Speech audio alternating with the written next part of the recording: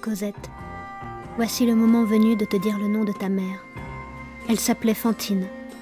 Retiens ce nom-là, Fantine. Mets-toi à genoux toutes les fois que tu le prononceras. Elle a bien souffert, elle t'a bien aimé. Elle a eu en malheur tout ce que tu as en bonheur. Ce sont les partages de Dieu. Je vais donc m'en aller, mes enfants. Aimez-vous bien toujours.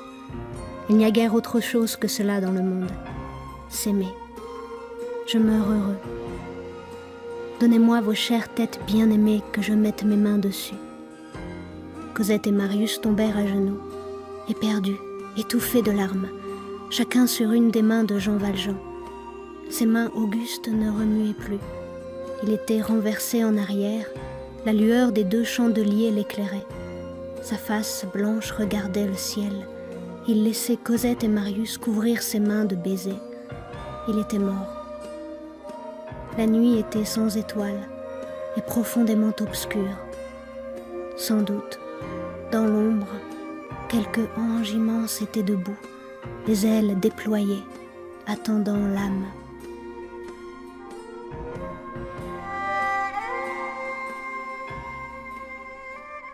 Pourquoi avoir choisi la mort de Jean Valjean dans Les Misérables de Victor Hugo ? On aurait pu penser aussi à la mort de Gavroche, le gamin qui meurt en chantant. Ah oui. Dans les barricades. Oui, en disant ça, d'ailleurs, vous laissez entendre que vous savez pourquoi j'ai choisi ce texte. Mais effectivement, la mort de Gavroche, il meurt en chantant, donc il meurt digne. Mais je ne suis pas sûr qu'il soit heureux de mourir à l'instant où il meurt, si vous voulez. Or, Jean Valjean, dont la destinée en zigzag va du bagne jusqu'au statut de Monsieur Madeleine, puis de nouveau au bagne, puis à cette fille qu'il aime, puis qu'il abandonne, enfin, sa fille adoptive, Cosette, à qui il sauve la vie. Enfin, la trajectoire de Jean Valjean est une trajectoire faite au moins d'autant de malheur que de joie, sinon davantage. Sauf que Jean Valjean meurt heureux. Et voyez-vous, Paola, dans le chapitre 19 des Essais de Montaigne, vous avez rappelé dans votre chapeau, dans votre introduction, qu'il y avait 2 chapitres de Montaigne qui parlaient spécifiquement de la mort. La mort intervient dans bien des endroits des Essais. Il y a 2 chapitres qui en parlent explicitement, qui sont donc les chapitres 19 et 20 du livre 1 des Essais. Et le chapitre 19 est extrêmement court, contrairement à son titre d'ailleurs, puisque le titre c'est « Qu'il ne faut juger de notre bonheur qu'après la mort ». Et dans ce chapitre, il dit quelque chose de tout à fait étonnant, citant Solon. Il dit « Les hommes, quelque beau visage que la fortune leur fasse, ne peuvent pas s'appeler heureux jusqu'à ce qu'on leur ait vu passer le dernier jour de leur vie à cause de l'incertitude et de la variation des choses humaines, qui, d'un mouvement bien léger, se changent d'un état en un autre, tout différent. » En d'autres termes, on se demande souvent, vous savez, ce qu'est une vie réussie. Vous avez même des livres bien vendeurs qui s'intitulent « Qu'est-ce qu'une vie réussie ?» La réponse, l'une des réponses possibles à cette question, et c'est pas la moins éloquente, je trouve, c'est de dire que on ne sait à la dernière minute d'une vie si c'est une vie réussie. Et c'est tout le propos de Montaigne dans les 3-4 pages qui composent le chapitre 19. Au fond, c'est à l'instant de mourir qu'on sait si un homme a réussi sa vie, selon qu'il meurt heureux ou qu'il meurt inquiet. Est-ce que vous pouvez imaginer, Paola, moi non, quelque chose de pire qu'un homme qui meurt inquiet, mourir avec un souci? Non, et puis je pense à Bergotte dans La Recherche du temps perdu, dont on a déjà parlé, et qui est l'homme qui meurt inquiet, ou du moins déçu. Oui, c'est l'homme qui meurt inquiet, ou plutôt c'est l'homme qui meurt avec le sentiment d'avoir pas vraiment vécu avant de mourir, au fond. Sans avoir des regrets métaphysiques fondamentaux, ou un artiste qui se dit que si ça se trouve, il va pas tellement se survivre, parce qu'au fond, il a sacrifié son œuvre au désir de plaire, on en a déjà parlé. Bergotte de la Recherche du temps perdu, sans en être là. Mourir en se disant, enfin quasiment en se demandant si on a éteint le gaz, quoi, ou si on a éteint la lumière, ou si nos enfants vont s'en sortir, ou si... Mourir, par exemple, tiens, imaginez que dans votre vie, Dieu ne plaise, mais ça peut vous arriver, quelqu'un vous offense gravement, Paola, vous fasse grande peine, et que vous n'ayez pas dans la vie l'occasion soit de faire la paix avec la peine qu'il vous a fait, soit, ce qui est un moyen aussi de faire la paix, même si certains le décrient, mais enfin quand même, soit sans avoir eu l'occasion de vous venger, par exemple. Si vous mourrez avec le dépit inavouable de n'avoir pas pu vous venger d'une offense qui vous aurait été faite. Vous mourrez inquiète. Et moi, je ne connais pas de plus grande détresse, au fond, que ce sentiment-là.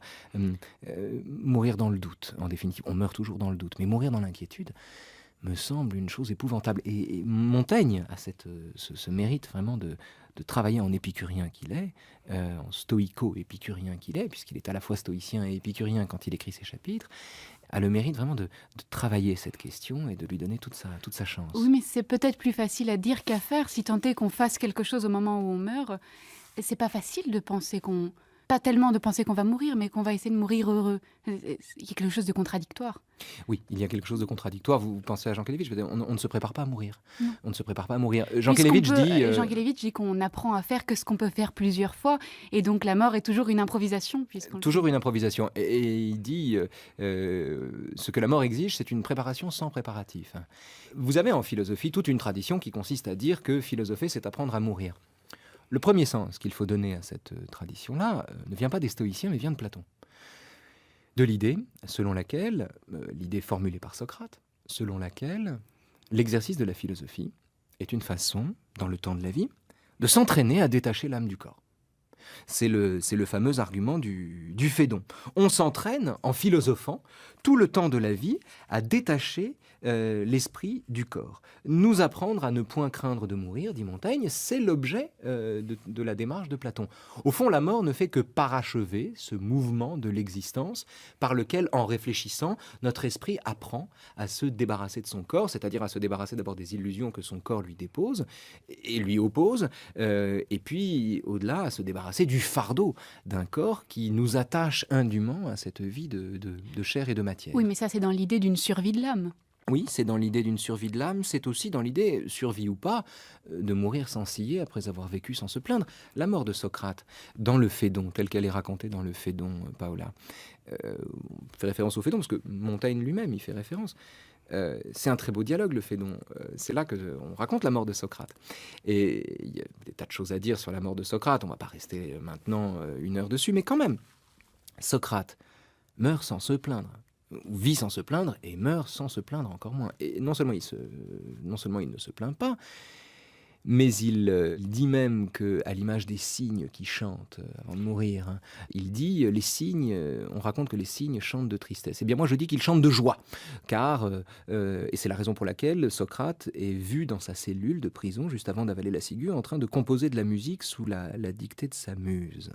La mort de Socrate, c'est la mort d'un homme à qui sa vision du monde a permis de mourir sans se plaindre, même si l'enjeu du Phédon, qui était la démonstration de l'immortalité de l'âme, n'est pas achevé, c'est-à-dire qu'il ne parvient pas à démontrer l'immortalité de l'âme, pas vraiment, et il meurt en se disant que si ça se trouve, il prend un risque, c'est un beau risque. Si ça se trouve, il meurt et puis il n'y a rien.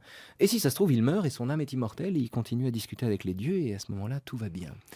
Voilà. Socrate meurt un peu à la façon d'une anecdote que raconte Freud, du condamné à mort, qui, au moment de se rendre sur l'échafaud, trébuche et dit « La journée commence mal ». Oui. Il y a l'ironie comme ça. Oui, on peut dire ça. Je ne sais plus non plus quel est le nom de cet aristocrate qui conduit par une charrette sur une place publique, donc il allait se faire exécuter pendant la terreur révolutionnaire, a pris soin de corner la page du livre qu'il était en train de lire. Genre, je reprendrai ma lecture plus tard, quand je serai enfin débarrassé de tout ça. Ce qui va avec, ce qui est une des meilleures illustrations de la dernière et très énigmatique sentence de Socrate, songe à faire porter un coq à Asclépios, c'est-à-dire à rémunérer le dieu des médecins. Or, on rémunère les médecins quand on est guéri à l'époque. Par conséquent, la mort est interprétée comme une guérison. C'est la lecture que Nietzsche en propose. Oui, la lecture de Jean Kelevitch est totalement différente. Il dit non, pas du tout, c'est juste une phrase triviale et c'est l'ultime ironie de Socrate. Oui, on peut le dire comme ça aussi, et c'est beaucoup plus généreux envers Socrate que Nietzsche qui dit, voyez, pour Socrate, la vie est une maladie dont la mort est la guérison. En d'autres termes, pour Socrate, il n'y a pas de vie avant la vie. Ou plus exactement, il n'y a pas de vie avant la mort. Ce qui s'inscrit dans la perspective nietzschéenne, la critique nietzschéenne de Platon, qu'il tient pour un calomniateur bonheur de l'existence au profit de la chimère, de la vraie vie dont notre vie, ici-bas, vous, à moi, à tout le monde, ne serait que le vestibule, au fond. Il y a une phrase de Guitry qui dit on dit des morts qu'ils portent le masque de la mort, mais c'est pas vrai. À la mort, tombé le masque. Il n'y a plus de masque, justement. Et ce qu'on appelle le masque de cire, c'est précisément l'absence de masque. Parce que même dans le temps de la vie, un homme qui prétend tomber tous les masques porte encore le masque de celui qui prétend tomber tous les masques. Pour l'anecdote, Guitry disait aussi au moment de sa mort à sa dernière maîtresse, mais ne regarde pas, ce n'est pas un spectacle. Non, ce n'est plus un Ce n'est spectacle. plus un- La pauvre Lana Marconi, elle était là penchée, il avait des bubons partout. Il dit, ne me regarde pas mon chéri, ça n'est plus un spectacle. Et oui, le masque est arraché, la réalité reste, comme dit Solon, cité par Montaigne.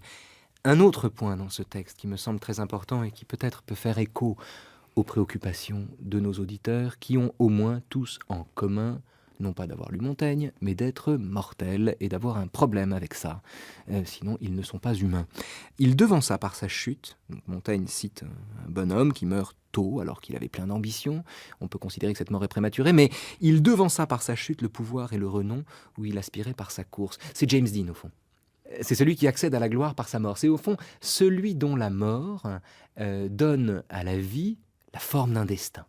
Et qu'est-ce que ça signifie ? Ça signifie que, enfin, on peut le comprendre de telle manière que, au fond, ça n'est pas tellement ce que nous faisons dans le temps de la vie qui fait de nos vies des choses consistantes. C'est l'ensemble de la trajectoire. Que cette trajectoire soit brève ou qu'elle soit longue, c'est la façon dont elle s'achève, dont elle se parachève. Et en définitive, ce qui compte dans la vie, vous savez, parfois, des gens passent toute leur vie avec des préoccupations quotidiennes, des soucis, ils essaient de vivre, ils font ce qu'ils peuvent, etc. Puis ils ne subsistent au fond que par un mot d'esprit, soit qu'ils ont eu eux-mêmes, soit que d'autres ont eu. Ils se survivent par telle anecdote, telle histoire. On ne sait jamais ce qui nous vaut de nous survivre. Et en tout cas, ce qui est certain, c'est que c'est rarement le fait de parvenir à ses fins dans le temps de sa vie qui nous permet de nous survivre. C'est rarement le fait d'être comblé dans le temps de la vie qui nous permet de nous survivre. C'est bien parfois des existences interrompues brutalement qui donnent à nos vies la valeur d'un destin. Oui, mais c'est presque d'un point de vue esthétique dont vous dites ça, parce que quel est l'intérêt de l'immortalité à partir du moment où on n'est plus là ? Oui, ça nous fait une belle jambe d'être Woody immortel Allen, une fois qu'on est mort. Oui. C'est Woody Allen qui disait ça, je ne sais plus exactement comment il le disait. Il dit, oui, moi je ne veux pas être immortel par mon œuvre, mais en ne mourant pas. C'est un rendez-vous auquel on est toujours ponctuel et c'est bien le problème, justement. Mais ce qui est formidable avec Woody Allen, c'est on retrouve d'ailleurs une perspective assez nietzschéenne avec Carmen, vous savez, où Carmen raconte la mort d'une femme épouvantable, etc. Et dans le même temps, c'est un opéra qui vous met en joie. Woody Allen fait ça tout le temps. Non seulement Dieu est mort, mais encore essayer de trouver un plombier le week-end. C'est le champion de l'humour. L'humour entendu comme un bras d'honneur que l'infime adresse à l'infini. Et de ce point de vue, il y a une puissance métaphysique chez Woody Allen qui est remarquable. Il sait rire de cela. Il sait, cet homme-là a le génie de savoir rire de ce qui l'angoisse. Et en cela, d'ailleurs, il y a une phrase de Montaigne dans les Essais qui dit « qui a appris à mourir a désappris à servir », qui permet de comprendre dans quelle mesure la méditation de la mort est aussi une méditation de la liberté. Je me demande s'il n'y a pas, on reviendra dessus, mais je me demande s'il n'y a pas quand même ici quelque chose qui est de l'ordre d'une préparation à la mort. Mais le problème, c'est que nous ne pourrons en juger qu'au dernier instant et que vous ne serez pas là à mon dernier instant, ni moi au vôtre, quand bien même d'ailleurs je serai là, puisque ça ne change rien au fait que vous soyez seul à mourir, à l'instant de mourir. Et qu'à ce rendez-vous, la mort de l'unique est sans recours, comme dit Pascal, qu'à ce rendez-vous, qu'on le veuille ou non, et n'en déplaise à Woody Allen justement, on est toujours ponctuel. Paola. Vous disiez on est toujours seul au moment de mourir. Mais alors, moi, une de mes lectures m'a laissé assez justement dubitative à propos de ça. Je ne sais pas si vous avez lu Quel beau dimanche de Georges Semprin. Non. Eh bien, Semprin raconte dans Quel beau dimanche la mort de son professeur de sociologie, Maurice Halbach, qui était professeur à la Sorbonne et qui meurt dans les camps. Et il meurt une mort terrible, la dysenterie. Et Semprin raconte qu'il est à côté de son professeur de sociologie au moment où il meurt et qu'il lui raconte un poème. Enfin, il lui lit un poème dans l'oreille, il lui lit le poème de Baudelaire, « Ô mort, vieux capitaine, levons l'ancre ». Le voyage. Le voyage. Le dernier poème des Fleurs du Mal. Et à ce moment-là, Maurice Halbach lève les yeux et tout d'un coup, il aperçoit une étincelle de fierté dans l'œil de son vieux professeur. Et il se dit, non, Heidegger a tort quand il dit la mort n'est pas vécue. Moi, j'ai vécu la mort de mon professeur avec lui. Il y a, et là vous touchez du doigt, je ne suis pas sûr qu'on s'éloigne de Montaigne d'ailleurs, mais vous touchez du doigt un problème crucial qui est vraiment formalisé par Jean Kelevitch dans sa monographie sur la mort. 700 pages sur la mort pour dire qu'il n'y a rien à en dire. Sauf que dans ce texte extraordinaire de Jean Kelevitch, il fait droit au fait que, contrairement à ce que dit Épicure, qui dit si t'es vivant, t'es pas mort, et si t'es mort, t'es pas vivant, par conséquent, la mort te concerne pas, hein, c'est la fameuse lettre à Ménécée, l'argument d'Épicure.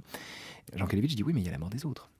Et la mort des autres est un problème, pour le coup, insoluble, parce qu'on vit la mort des autres. Donc je ne suis pas sûr qu'il y ait une vraie contradiction ici, parce que ce qu'on ne peut pas vivre, au fond, c'est peut-être sa propre mort, mais en revanche, ou en tout cas on ne peut pas la devancer, en revanche, on peut effectivement vivre, et peut-être effectivement accompagner, c'est l'exemple de Samprin, mais j'aimerais avoir le texte en tête, la mort des autres. En revanche, il y a une chose que Montaigne enseigne dans le chapitre 20, cette fois-ci, hein, donc du livre 1 Que des philosopher, Essais. c'est apprendre à mourir. Oui, le fameux « Que philosopher, c'est apprendre à mourir ». Il est, dans ce chapitre, l'élève de Sénèque, et notamment de ce texte de Sénèque merveilleux qui s'appelle « De la brièveté de la vie ». C'est un texte dans lequel Sénèque dit, notamment, envisage le cas de figure du centenaire. Et je voudrais qu'on entende ce texte parce qu'on est vraiment de plein pied là, dans le propos de Montaigne. Nous voyons que tu es parvenu au stade ultime de la vie humaine. 100 ans ou plus pèsent sur toi. Allons, regarde derrière toi et fais le compte de ta vie. Dis combien sur ce temps t'ont pris ton créancier, ton ami, ton roi, ton client, tes disputes avec ta femme, la correction de tes esclaves, la course à tes 1000 obligations en ville. Ajoute les maladies fabriquées par nos soins, ajoute le temps inemployé. Tu verras que tu as moins d'années que tu n'en comptes. Rappelle-toi, quand tu as été ferme dans une résolution, combien de tes journées ont suivi le cours que tu leur destinais. Quand tu as disposé de toi-même, quand ton visage est resté impassible, ton cœur intrépide, quelle œuvre tu as accomplie dans une si longue durée. Combien de gens ont gaspillé ta vie sans que tu prennes conscience de la perte. Tout ce que t'ont soustrait la douleur vaine, la joie stupide, le désir avide, la conversation flatteuse. Quelle part infime de ton bien t'est restée. Tu comprendras que tu meurs prématurément. Il y a là, je trouve, quelque chose de magnifique dans ce texte. Et puis c'est tellement d'actualité. C'est d'une C'est constante intemporel, actualité. oui, voilà. C'est d'une constante actualité. C'est-à-dire que là, pour le coup, c'est l'avantage de la philosophie. C'est tellement inactuel, c'est tellement le problème de chacun. Un centenaire ne vit pas plus longtemps que quelqu'un qui peut mourir au 5e de son âge et qui, lui, aurait savamment et bien et intelligemment employé son temps. Mais la question est de savoir ce que c'est que bien employer son temps. Vous voyez, parce que on va mourir.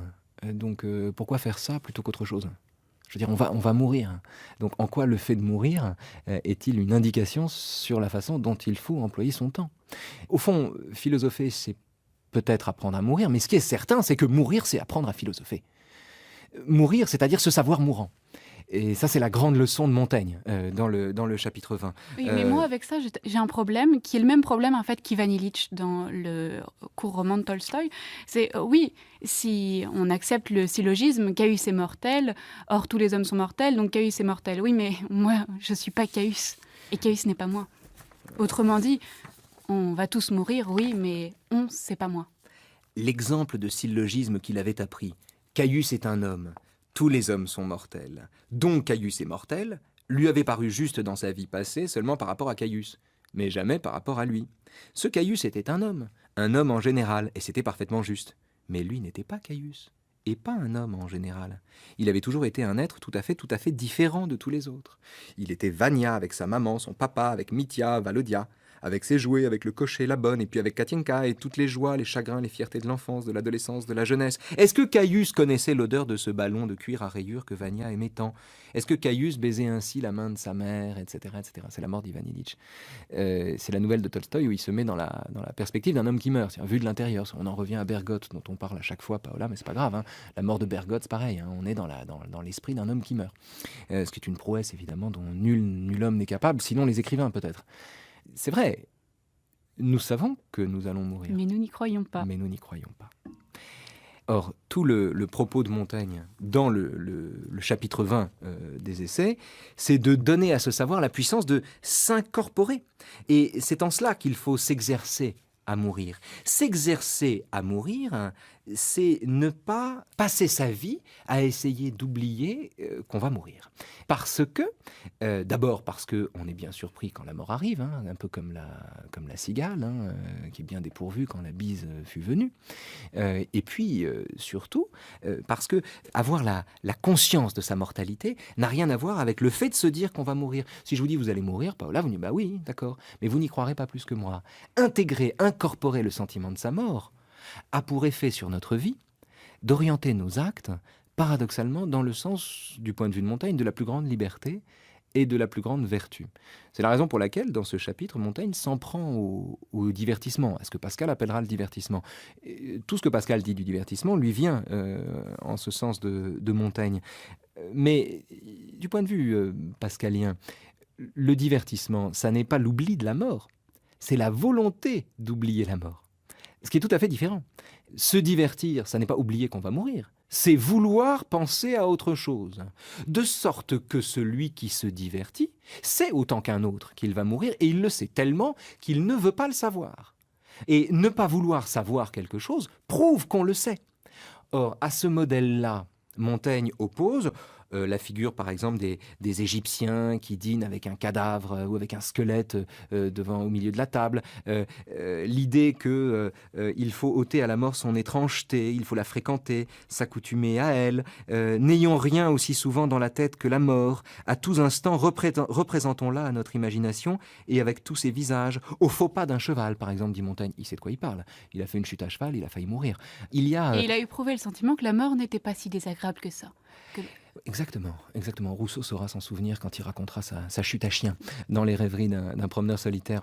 Et il y a dans ces exercices de mort qui prennent le contre-pied du divertissement chez Montaigne, ont cette grande vertu de nous, non pas de nous accoutumer à la perspective de notre mort, mais de la rendre palpable, sensible, de donner à ce qui jusque-là n'est qu'un savoir désincarné. Ah oui, on va tous mourir, d'accord, ok, ça nous fait une... Bon, ok, à la limite, on s'en fiche de le dire. Les taux de mortalité, par exemple, ou une mort statistique. Donner à cette mort statistique la force, la puissance d'une mort, j'ai envie de dire, une mort littéraire, c'est-à-dire une mort véritable, c'est-à-dire la mort de chacun. Non plus la mort d'un groupe, la mort d'une collectivité, ou la mort de Caius, mais la mort de moi. Et passer de cette représentation abstraite de la mort à cette épreuve concrète du sentiment de sa mortalité, est une épreuve où finalement l'homme retrouve, du point de vue de Montaigne, sa liberté.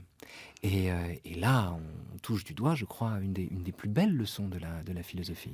Oui, alors très étrange, j'y pense maintenant. Et il y a bien un endroit où la mort a disparu, c'est au programme de terminale, justement. Oui, c'est amusant ce que vous dites, parce que ça me rappelle mon camarade Charles Pépin, un jour que j'avais invité au Nouveau Chemin de la Connaissance, enfin sur les Nouveaux Chemins de la Connaissance, à l'époque où je les animais, j'avais reçu Charles Pépin pour faire une dissertation de philosophie du bac, justement sur la mort. Et il m'avait raconté cette anecdote d'un élève qui lui demande, l'air un peu anxieux au début de l'année, « Mais monsieur, est-ce que cette année on a la mort au programme ?» Et la mort n'était plus au programme. Elle avait disparu des programmes, mais elle avait disparu des programmes scolaires. Elle n'a pas franchement disparu du programme de cet élève qui, comme son professeur, est amené un jour à mourir en se demandant pourquoi, si vous voulez. Et cette anecdote est très significative. Un élève qui s'inquiète de savoir si la mort est au programme parce que ça lui semble un sujet difficile ne croit pas si bien dire. La mort est au programme, qu'on l'ait au programme ou qu'on ne l'ait pas. Parce qu'au fond, pourquoi choisir de penser qu'on va mourir ? Ou plus exactement choisir de se concentrer sur l'idée qu'on va mourir, plutôt que de choisir de l'oublier. Moi, j'ai rien à reprocher à celui qui veut penser à autre chose. Après tout, l'oubli de la mort, ou la dilution de la mort dans sa représentation. Voilà, il y a deux écoles. Soit on oublie qu'on va mourir, c'est-à-dire qu'on le sait mais on ne veut pas le savoir, c'est le divertissement. Soit on dilue la mort dans le sentiment que la vie ne s'arrête pas à la mienne, qu'il n'y a rien de mal à tout cela, que si nous ne mourions pas, nous serions des monstres, qu'on serait beaucoup plus désespéré d'être immortel que d'être mortel.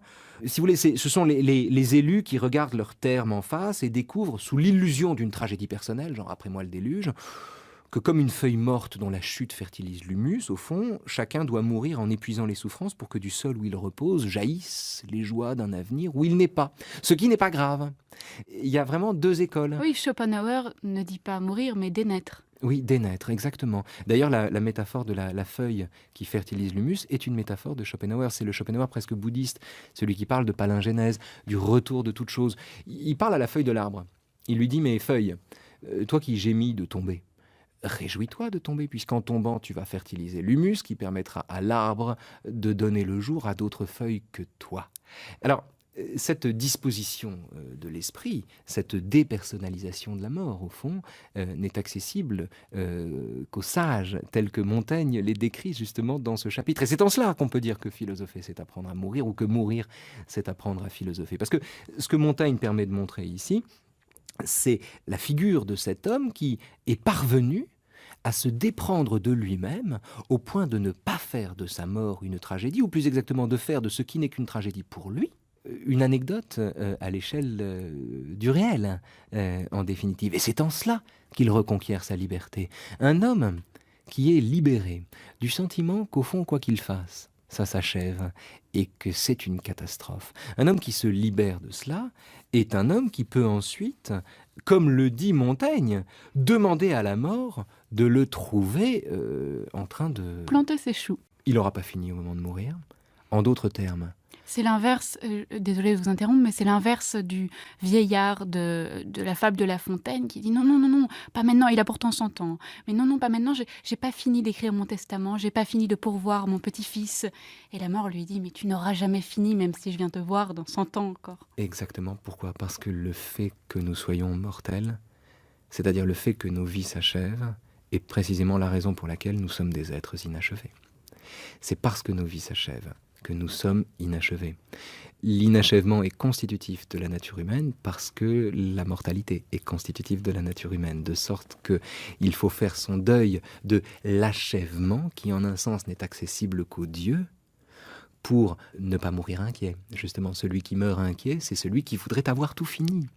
C'est celui qui voudrait avoir réglé tous les problèmes avant de mourir. Or, il ne réglera pas tous les problèmes, puisque le fait de vivre est si pourvoyeur de problèmes qu'en définitive, au moment de mourir, on n'en a pas fini. Donc, puisque nous n'en avons pas fini avec la vie à l'heure de mourir, autant faire son deuil de l'achèvement et accepter de mourir inachevé. Mais ça, c'est le premier point. Le second point, et c'est là d'ailleurs qu'on accède à la liberté. La liberté, ici, c'est le détachement. Non pas se détacher de la vie, mais se détacher de ce qui nous attache à la vie. C'est pas la même chose. Parce que se détacher de ce qui nous attache à la vie, c'est se rapprocher de la vie. C'est se détourner de ce qui nous divertit ou de ce qui nous en distrait. La méditation de la mort, le fait de se mettre la mort sous les yeux en permanence, nous rend la vie comme le réel beaucoup plus palpable, beaucoup plus sensible, plus intelligible et d'une certaine manière est en ce sens un exercice libératoire.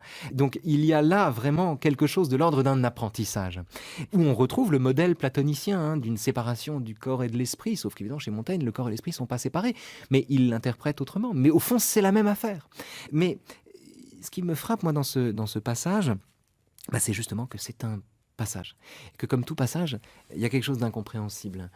Au fond, ce qui est incompréhensible, c'est le passage d'un état à l'autre. Oui, mais la mort, c'est un passage de quelque chose au rien. La mort est un passage à rien. Rien, oui, ça c'est encore une phrase de Jean Kelevitch, mais le rien, j'ai envie de dire, c'est vous qui le dites, on n'en sait rien. Bon, c'est un passage à rien. Mais même si c'est un passage à rien, ça reste un passage. Il y a un moment, il faut y aller, si vous voulez. Il faut lâcher prise. Et or, ce lâcher prise est une école de vie.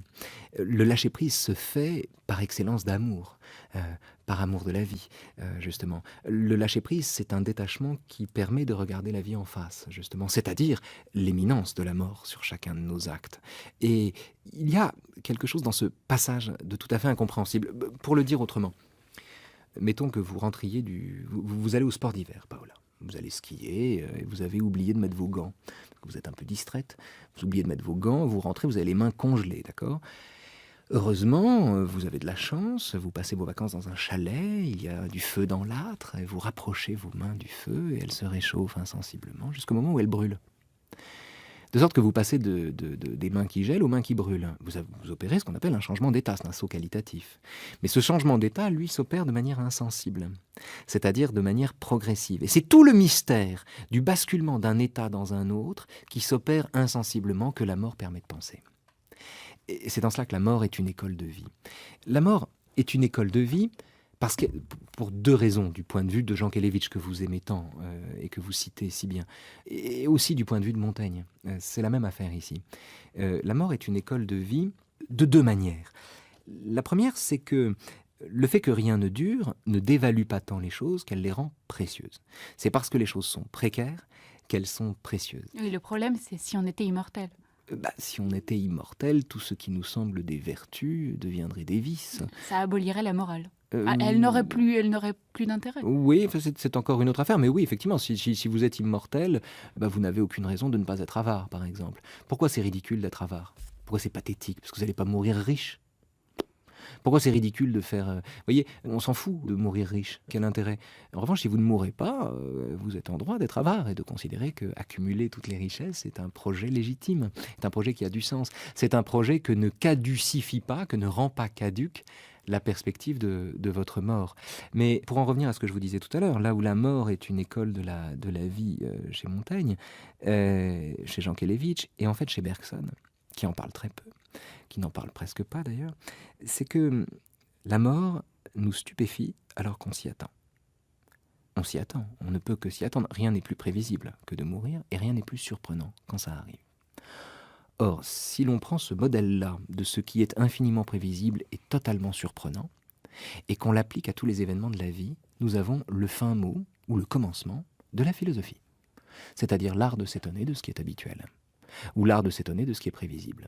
Vous avez par exemple un texte de Bergson, fameux dans l'Évolution créatrice, où il dit qu'il a beau se représenter la réunion à laquelle il s'apprête à assister, il a beau connaître les chaises, le visage des gens, etc.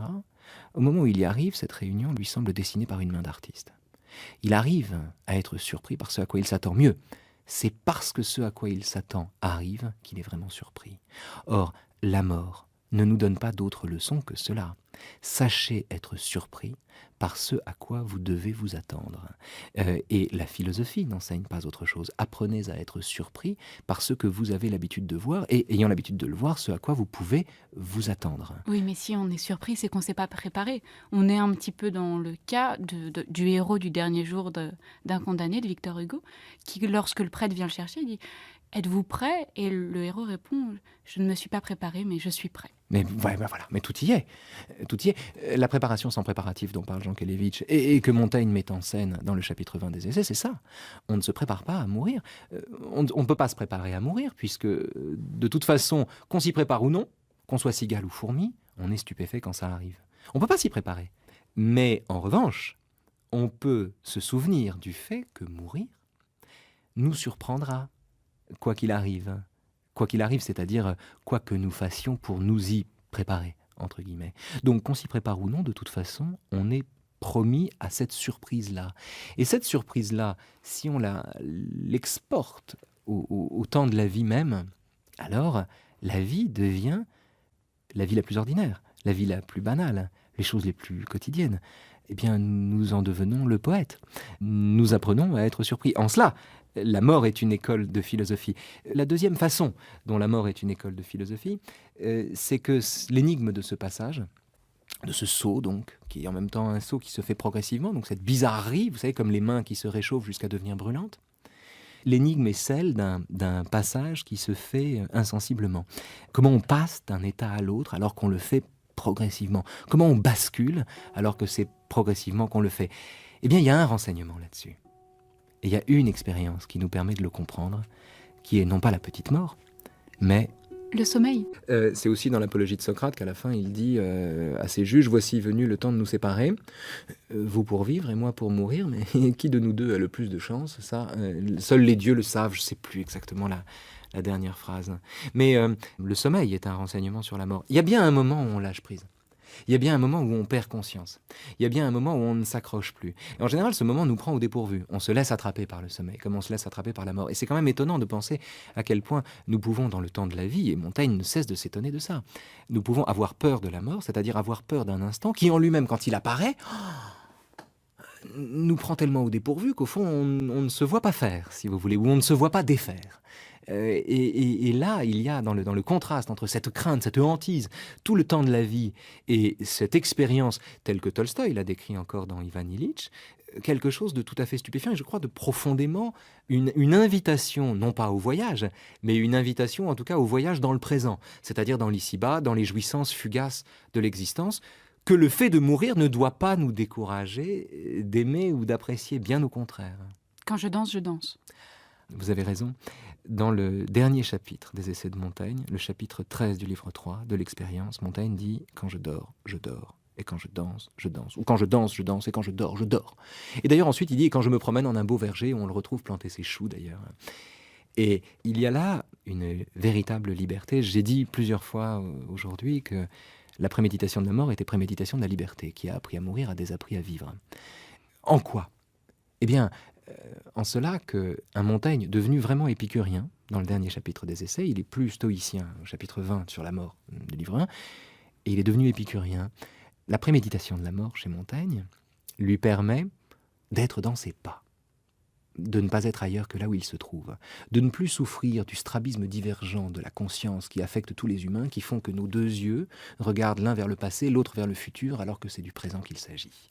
Et Montaigne est celui dont toute la liberté consiste non pas à faire ce qu'il veut, ce qui est une liberté fade et capricieuse, ni à vouloir ce qu'il fait, parce que c'est une liberté qui reposerait sur la résignation stoïcienne, mais à devenir ce qu'il est, ou à marcher dans ses pas. Et le Montaigne qui sait marcher dans ses pas, c'est-à-dire qui sait danser quand il danse, qui sait dormir quand il dort, qui sait faire l'amour quand il fait l'amour, qui sait monter à cheval quand il monte à cheval, qui sait faire ce qu'il fait, qui n'a pas la tête ailleurs, qui est tout entier au métier de vivre, qui se dévoue à cela, ce Montaigne-là est le Montaigne qui est parvenu au terme de toutes les leçons que peuvent lui donner le sentiment d'avoir à mourir, ou plus exactement la conversion du savoir qu'il va mourir en compréhension qu'il va mourir, qui est au fond tout l'enjeu de la vie. Au fond, l'enjeu, c'est pas tellement de savoir s'il y a une vie après la mort, mais c'est de savoir comment vivre avant de mourir, comment vraiment vivre avant de mourir, comment ne pas être découragé de vivre par le fait que notre vie s'achève. Et il y a chez Montaigne, dans le parcours qui le conduit du livre 1 des Essais du chapitre 20 au livre 3 des Essais chapitre 13, quelque chose qui, je crois, est de l'ordre de cette conquête-là. Et c'est une conquête indépassable.